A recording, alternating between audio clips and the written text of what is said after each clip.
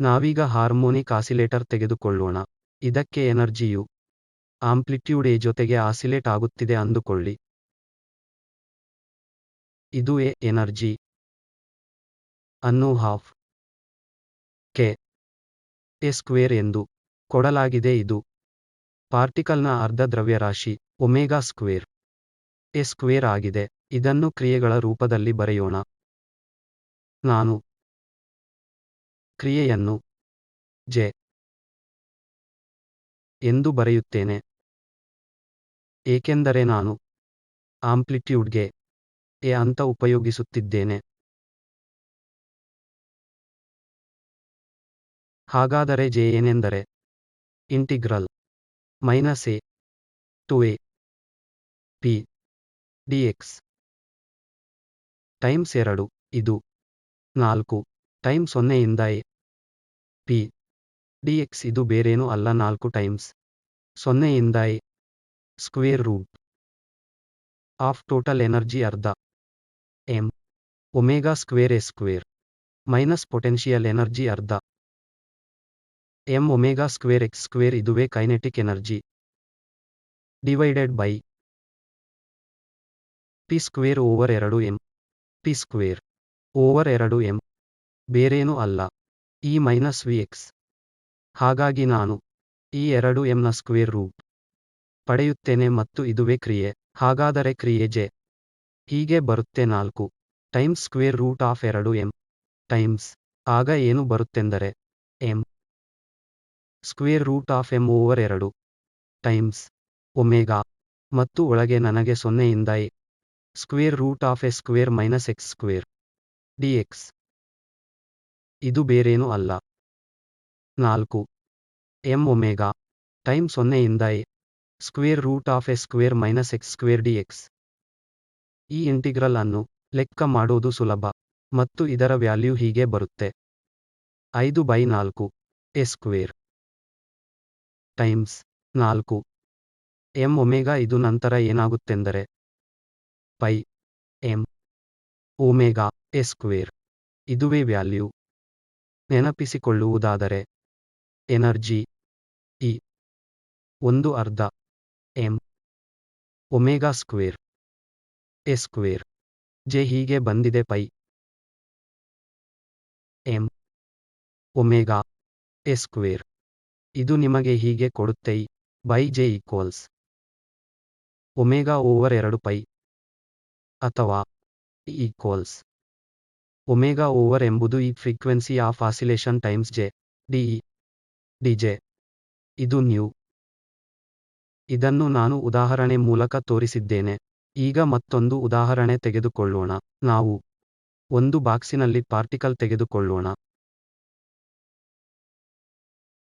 ಇಲ್ಲಿ ಮೂಲತಃ ಎನರ್ಜಿ ಅರ್ಧ ಎಂ ವಿ ಸ್ಕ್ವೇರ್ ಅಥವಾ ಪಿ ಸ್ಕ್ವೇರ್ ಓವರ್ 2 ಎಂ ಸಹ ಆಗಬಹುದು ಮತ್ತು ಕ್ರಿಯೆ ಪಿ ಡಿಎಕ್ಸ್ ಓವರ್ ಸಂಪೂರ್ಣ ಪಿರಿಯಡ್ ಮತ್ತು ಇದು 2 ಎಲ್ ಪಿ ಆಗುತ್ತದೆ. ಹಾಗಾದರೆ ಪಿ ಬೇರೇನೂ ಅಲ್ಲ ಜೆ ಓವರ್ 2L ಮತ್ತು ಹಾಗಾಗಿ ಎನರ್ಜಿ ಹೀಗೆ ಬರುತ್ತೆ J square over 8 M L square. ಇದು ನನಗೆ ಕೊಡುತ್ತೆ D E D J to be equal to J over 4 M L square. ಇದು 2L ಜೆ ಇಸ್ 2LP. ಹಾಗಾದರೆ 2LP ಓವರ್ 4 ಎಂಎಲ್ ಸ್ಕ್ವೇರ್. ಹಾಗಾದರೆ ನಾವು ಪಾರ್ಟಿಕಲ್ ಬಾಕ್ಸ್ನಲ್ಲಿ ಏನು ಕಂಡು ಹಿಡಿದೆವು? ಡಿಇ ಡಿಜೆ ಬೇರೇನೂ ಅಲ್ಲ 2LP ಓವರ್ 4 ಎಂಎಲ್ ಸ್ಕ್ವೇರ್. ಇದು ಬೇರೇನೂ ಅಲ್ಲ P over M velocity divided by 2L. ಇದು ಪುನಃ ಆಸಿಲೇಷನ್ ನ್ಯೂ ವಿನ ಫ್ರೀಕ್ವೆನ್ಸಿ ಆಗಿದೆ. ಇವೆರಡು ಉದಾಹರಣೆಗಳಾಗಿವೆ. ಮೂರನೇ ಉದಾಹರಣೆ. ಇಲ್ಲಿ ಒಂದು ಪಾರ್ಟಿಕಲ್ ಒಂದು ಕೇಂದ್ರ ಪೊಟೆನ್ಷಿಯಲ್ನ ಸುತ್ತಲೂ ಹೋಗುತ್ತಿದೆ ಎನ್ನುವ ಮೂರನೇ ಉದಾಹರಣೆಯನ್ನು ತೆಗೆದುಕೊಳ್ಳೋಣ. ಈ ಸನ್ನಿವೇಶದಲ್ಲಿ ಇಲ್ಲಿ ಎನರ್ಜಿ ಒಂದು ವೇಳೆ ಈ ರೇಡಿಯಸ್ ಸ್ಥಿರ ಎನರ್ಜಿ ಆಗಿದೆ, ಇದು ಬೇರೇನಲ್ಲ ಎಲ್ ಸ್ಕ್ವೇರ್ ಇಲ್ಲಿ L angular momentum divided by 2 M R square. ಒಂದು ವೇಳೆ radius R plus energy R ಇರುವ ಪೊಟೆನ್ಷಿಯಲ್ ಆಗಿದ್ದರೆ ಮತ್ತು ಈ ಮೋಷನ್ಗಾಗಿ ಕ್ರಿಯೆ ಜೆ ಯನ್ನು ನೆನಪಿಸಿಕೊಳ್ಳಿ, ಇದನ್ನು J pi equal to integral L D pi ಎಂದು ಕರೆಯೋಣ. ಇದು 2 ಪೈ ಎಲ್ ಆಗಿದೆ. ಎಲ್ ಬೇರೇನೂ ಅಲ್ಲ ಜೆ ಪೈ ಓವರ್ 2 ಪೈ. ಮತ್ತು ಆದ್ದರಿಂದ ನಾನು ಎನರ್ಜಿ ಇ ಅನ್ನು ಹೀಗೆ ಬರೆಯುತ್ತೇನೆ ಎಲ್ ಸ್ಕ್ವೇರ್ ಇದು J pi square divided by n2 pi square M R square plus ಯಾವುದಾದರೂ ವಿ ಆರ್ ಎಸ್. ಇಲ್ಲಿ ವಿ ಇಲ್ಲದಿರುವುದರಿಂದ ವಿ ಆರ್ ಸ್ಥಿರವಾಗಿರುತ್ತದೆ. ಹಾಗಾಗಿ D over D J pi ಬೇರೇನೂ ಅಲ್ಲ J pi over 4 pi square M R square. ಮತ್ತು J pi ಅನ್ನು angular momentum ರೂಪದಲ್ಲಿ ಬರೆಯೋಣ, ಅದು M V R times 2 pi divided by 4 pi square M R square. ನಾವು ಕೆಲವು ಟರ್ಮ್ಸ್ಗಳನ್ನು ಕ್ಯಾನ್ಸಲ್ ಮಾಡೋಣ. ಈ ಎಂ ಕ್ಯಾನ್ಸಲ್ ಆಗುತ್ತದೆ, ಇದು ಯಾವುದಾದರೊಂದು ಆರ್ ಅನ್ನು ಕ್ಯಾನ್ಸಲ್ ಮಾಡುತ್ತದೆ, ಹಾಗಾಗಿ ಈ ಆರ್ ಕ್ಯಾನ್ಸಲ್ ಆಗುತ್ತದೆ. ಮತ್ತು 2 ಪೈಯನ್ನು ಕ್ಯಾನ್ಸಲ್ ಮಾಡೋಣ, ಈ 2 ಪೈ ಕ್ಯಾನ್ಸಲ್ ಆಗುತ್ತದೆ, ಇದರ ಜೊತೆ ಈ 4 ಪೈ ಸ್ಕ್ವೇರ್ ಕ್ಯಾನ್ಸಲ್ ಆಗುತ್ತೆ ಮತ್ತು ನಿಮಗೆ 2 ಪೈ ಸಿಗುತ್ತದೆ. ಇದು ಬೇರೇನೂ ಅಲ್ಲ V over R 1 over 2 pi. ಇದು ಒಮೆಗಾ ಓವರ್ 2 ಪೈ ಪುನಃ ನ್ಯೂ ಆಗುತ್ತದೆ. ನಾನು ಏನನ್ನು ತೋರಿಸಿದೆ ಅಂದರೆ ಈ ಫಲಿತಾಂಶ D E by D J is equal to nu classical. ಇದು ನಿಜ ಎಂದು ನಾನು ನಿಮಗೆ ಉದಾಹರಣೆಗಳ ಮೂಲಕ ತೋರಿಸಿದ್ದೇನೆ ಮತ್ತು ಕ್ವಾಂಟಮ್ ಮೆಕ್ಯಾನಿಕಲಿ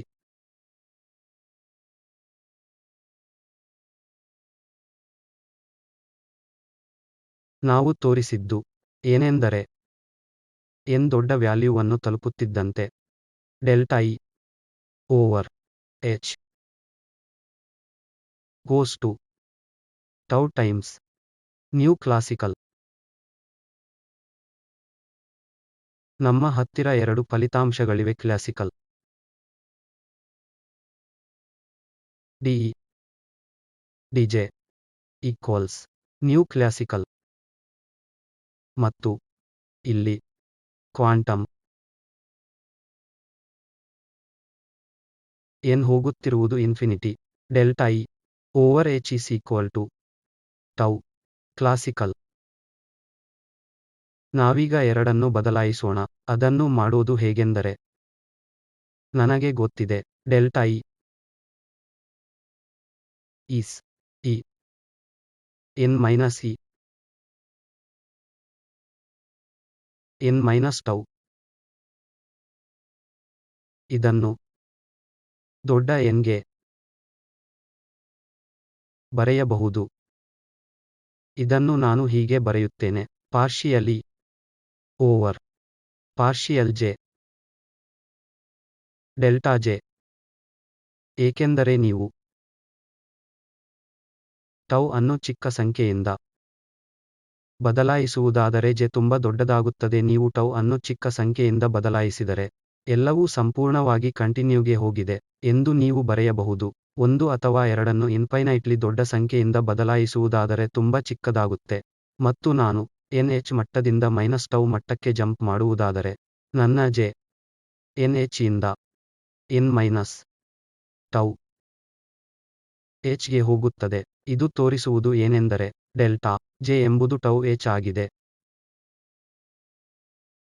ನನಗೆ ಸಿಕ್ಕಿರುವುದು delta E is equal to d E d J times delta J. ಇದು goes over to d E d J times tau h ಅಥವಾ delta E from n to n minus tau over h. ಬೇರೇನೂ ಅಲ್ಲ tau times nu classical.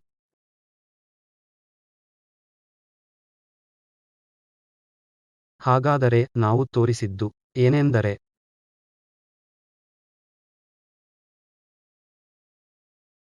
New n to n minus tau equals tau nu ಕ್ಲಾಸಿಕಲ್ನ ಫಲಿತಾಂಶ ಕಾಕತಾಳೀಯ ಅಲ್ಲ, ಆದರೆ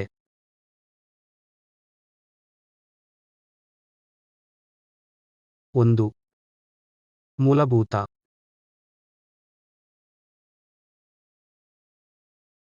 ಫಲಿತಾಂಶದ ತತ್ವ, ಮತ್ತು ಇದನ್ನು ಕರಸ್ಪಾಂಡೆನ್ಸ್ ತತ್ವ ಅಂತ ಕರೆಯಲಾಗುತ್ತದೆ. ಬೊಹರ್ ಅವರಿಂದ ತಿಳಿಸಲಾಗಿರುವ ಕರಸ್ಪಾಂಡೆನ್ಸ್ ತತ್ವವನ್ನು ನಾನಿಲ್ಲಿ ಬರೆಯುತ್ತೇನೆ.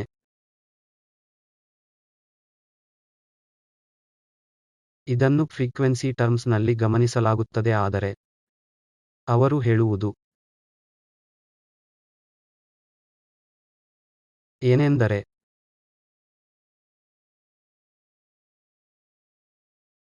ಲಾರ್ಜ್ ಕ್ವಾಂಟಮ್ ಸಂಖ್ಯೆಗಳಿಗೆ ಕ್ವಾಂಟಮ್ ಫಲಿತಾಂಶಗಳು ಕ್ಲಾಸಿಕಲ್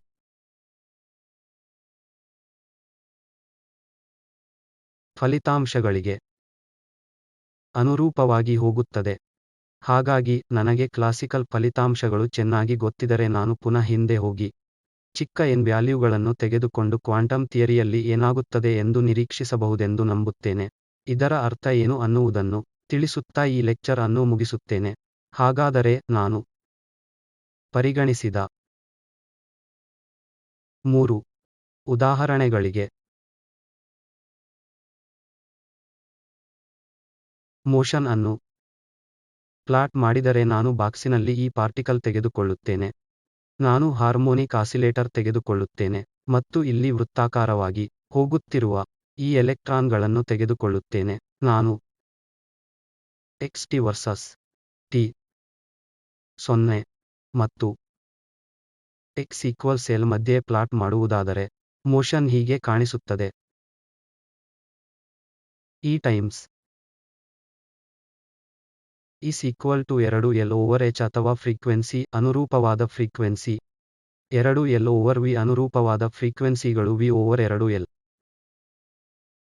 ಎರಡನೇ ಸನ್ನಿವೇಶದಲ್ಲಿ ಮೋಷನ್ ಹಾರ್ಮೋನಿಕ್ ಆಗಿ ಕಾಣಿಸುತ್ತದೆ, ಮತ್ತು ಈ ಟೈಮ್ ಎನ್ನುವುದು ಟೈಮ್ ಪಿರಿಯಡ್ ಮತ್ತು ಫ್ರೀಕ್ವೆನ್ಸಿ ಎನ್ನುವುದು ω/2π. ಇದರಲ್ಲಿ ಒಂದು ಫ್ರೀಕ್ವೆನ್ಸಿ ಇದೆ, ಮತ್ತು ಇಲ್ಲಿ ಮೂರನೇ ಸನ್ನಿವೇಶದಲ್ಲೂ ಇದು ಸರ್ಕ್ಯುಲಾರ್ ಮೋಷನ್ ಆಗಿದೆ. ಇದು ಮೋಷನಿನ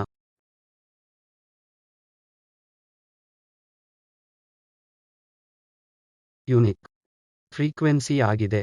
ಇದನ್ನು ನಾವು ಫೋರಿಯರ್ ಸೀರೀಸ್ ಮುಖಾಂತರ ವಿವರಿಸುತ್ತೇನೆ. ಮೊದಲನೇ ಸನ್ನಿವೇಶದಲ್ಲಿ xt ಯನ್ನು ಸಮೇಶನ್ ಆಗಿ ಕೊಡಲಾಗಿದೆ, ಕೆಲವು coefficient tau e⁻i tau omega T. ಇಲ್ಲಿ ಒಮೆಗಾ 2π ನ್ಯೂ. ಇದು ಮೂಲಭೂತ ಫ್ರೀಕ್ವೆನ್ಸಿ ಆಗಿದೆ, ಆದರೆ ಇದು ಅಪ್ಪಟ ಹಾರ್ಮೋನಿಕ್ ಆಗಿಲ್ಲದಿರುವ ಕಾರಣ ಇದರಲ್ಲಿ ತುಂಬಾ ಹೆಚ್ಚು ಹಾರ್ಮೋನಿಕ್ಸ್ ಇರುತ್ತವೆ. ಎರಡನೇ ಸನ್ನಿವೇಶದಲ್ಲಿ xt ಸಂಪೂರ್ಣ ಹಾರ್ಮೋನಿಕ್ಸ್ ಆಗಿದೆ, ಹಾಗಾಗಿ ಇಲ್ಲಿ ಕೆಲವು amplitude e⁻i omega T plus ಮತ್ತೊಂದು ಸಬ್ ಆಂಪ್ಲಿಟ್ಯೂಡ್ e⁻i ಒಮೆಗಾ ಟಿ. ಮೂರನೇ ಸನ್ನಿವೇಶದಲ್ಲಿ ಈ ವೃತ್ತಾಕಾರದ ಮೋಷನ್ xt ಯನ್ನು ಹೀಗೆ ಕೊಡಲಾಗಿದೆ, ರೇಡಿಯಸ್ r, ಕೊಸೈನ್ ಆಫ್ π ಇದು r, cosine of omega T ಇದು ಒಂದು ಫ್ರೀಕ್ವೆನ್ಸಿ, ಮತ್ತು yt ಯನ್ನು r sine of omega T ಅಂತ ಕೊಡಲಾಗುತ್ತದೆ. ಹಾಗಾದರೆ ಮೊದಲನೇ ಸನ್ನಿವೇಶದಲ್ಲಿ ಬಾಕ್ಸ್ ನಲ್ಲಿರುವ ಪಾರ್ಟಿಕಲ್ ಹಿಂದೆ ಮುಂದೆ ಚಲಿಸುತ್ತಿರುವಾಗ ಮೋಷನ್ ಫ್ರೀಕ್ವೆನ್ಸಿ v/2l ಮತ್ತು ಅದರ ಹೆಚ್ಚಿನ ಹಾರ್ಮೋನಿಕ್ಸ್ ಒಳಗೊಂಡಿರುತ್ತದೆ.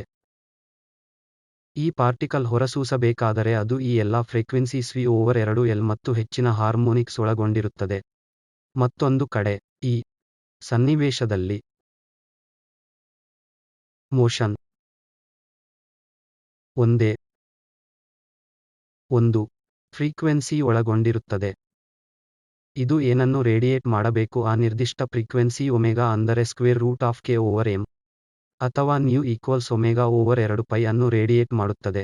ಮತ್ತು ಮೂರನೇ ಸನ್ನಿವೇಶದಲ್ಲಿ, ಪುನಃ x ಮತ್ತು y ಒಂದು ಫ್ರೀಕ್ವೆನ್ಸಿಯಲ್ಲಿ ವ್ಯತ್ಯಾಸವಾಗುತ್ತದೆ.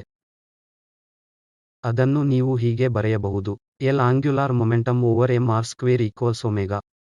ಅಥವಾ nu equals omega over 2 pi. ಮತ್ತು ಈ ಸನ್ನಿವೇಶದಲ್ಲಿ ಸಹ ಪಾರ್ಟಿಕಲ್ ಒಂದೇ ಒಂದು ಫ್ರೀಕ್ವೆನ್ಸಿಯನ್ನು ಕ್ಲಾಸಿಕಲ್ ಆಗಿ ರೇಡಿಯೇಟ್ ಮಾಡುತ್ತದೆ. ಇವುಗಳನ್ನು ಉಪಯೋಗಿಸುತ್ತಾ ಮತ್ತು ಕ್ವಾಂಟಮ್ ಫಲಿತಾಂಶಗಳಲ್ಲಿ ಕರಸ್ಪಾಂಡೆನ್ಸ್ ಮಾಡುವುದಾದರೆ, ನಾನು ಕೆಲವು ಆಯ್ದ ನಿಯಮಗಳಿಗೆ ಹೇಗೆ ತಲುಪುತ್ತೇವೆ ಅನ್ನುವುದನ್ನು ಮುಂದಿನ ಲೆಕ್ಚರ್ನಲ್ಲಿ ತೋರಿಸುತ್ತೇನೆ. ಈ ಲೆಕ್ಚರ್ನ ಮುಕ್ತಾಯದಲ್ಲಿ ನಾನು ಪುನಃ ಕರಸ್ಪಾಂಡೆನ್ಸ್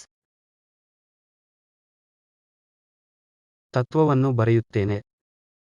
ಇದು ನಮ್ಮ ಮುಂದಿನ 2 ಅಥವಾ 3 ಲೆಕ್ಚರ್ಗಳಿಗೆ ಮಾರ್ಗದರ್ಶಿ ತತ್ವಗಳಾಗಿರುತ್ತವೆ. ಅದೇನೆಂದರೆ ಕ್ವಾಂಟಮ್ ಸಂಖ್ಯೆಗಳು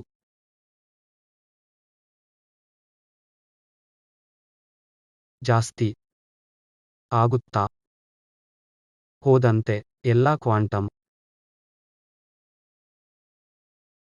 ಫಲಿತಾಂಶಗಳು ಕ್ಲಾಸಿಕಲ್ ಫಲಿತಾಂಶಕ್ಕೆ ಹೋಗುತ್ತವೆ.